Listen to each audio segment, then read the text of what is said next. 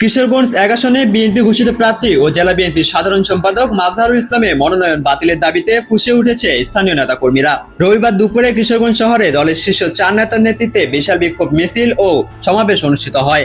মনোনয়ন বাতিলের দাবিতে একাত্তা হয়ে মাঠে নেমেছেন রেজাউল করিম খান চুন্নু, খালেদ সাইফুল্লাহ, ভিপি সোহেল, রুহুল আমিন এবং অ্যাডভোকেট শরীফুল ইসলাম।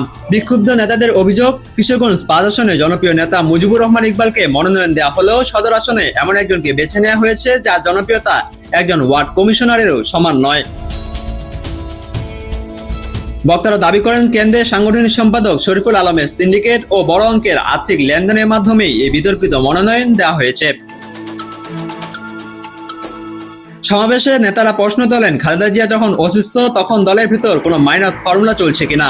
অবিলম্বে এই পকেট কমিটি ও বিতর্কিত মনোনয়ন বাতিল না করলে কঠোর আন্দোলনে হুঁশিয়ারি দেন ঐক্যবদ্ধ ৪ নেতা।